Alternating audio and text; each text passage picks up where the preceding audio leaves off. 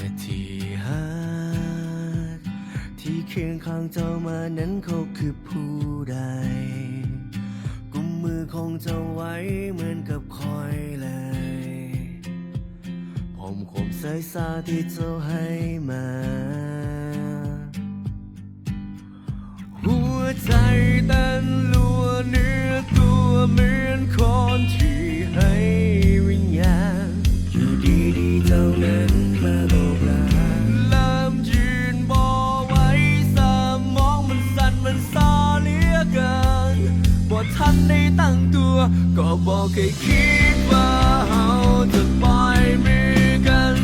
บอกเคยคิดว่าเราจะต้องเหินห่างเพียงแต่คิดขึ้นมาน้ำตาไหลหลั่งเหมือนจินตนาการมันล้อนเลยเพียงแต่แค่ฝันเลือนลางว่าเจ้าหนีไปเพียงแต่คิดในใจว่าใจเหมือนพังก็อยากจะร้องดังๆแต่น้ำท่วมปากที่มันมาถึงเวลาต้องล้ำลาป่านนี้เจ้าคงจะขึ้นสวรรค์กันทั้งสองคนเปรียบดังคู่หักสมหวังเหมือนหลายๆคนแต่ความมืดมนอยู่กับคอยเองหัวใจเต้นลัวเนื้อตัวเหมือนคนที่ให้วิญญาณตั้งแต่วันที่เจ้ามาบอกลาเริ่มยืนบอกไว้สมองมันสั่นมันซาเหลือเกินบ่ทันได้ตั้งตัวก็บอกให้คิดว่าเราจะปล่อยมือกันบอกให้คิดว่าเราจะต้องเหินห่างเพียงแต่คิดขึ้นมาน้ำตาไหลหลั่งเหมือนจินตนาการมันล้อนเลยเพียงแต่แค่ฝันเลือนลางว่าเจ้าหนีไปเพียงแต่คิดในใจหัวใจเหมือนพังก็อยากจะร้องดังๆแต่น้ำท่วมปากนี่มันมาถึงเว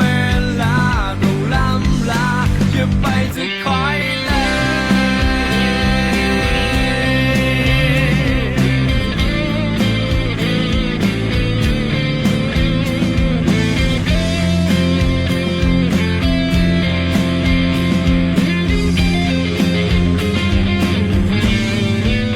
ก็บอกให้คิดว่าเราจะปล่อยมือกัน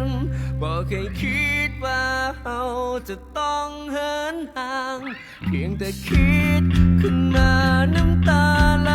หลั่งเหมือนจินตนาการมันล้อนเลยเพียงแต่แค่ฝัน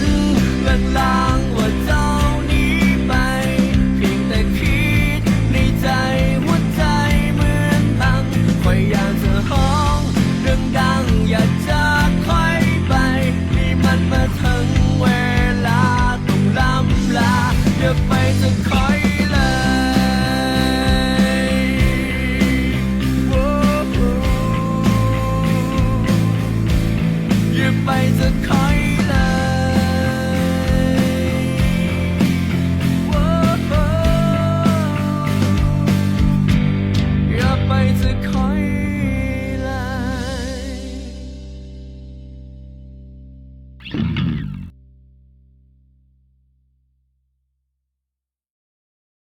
บอกให้คิดว่าเราจะปล่อยมือกันบอกให้คิ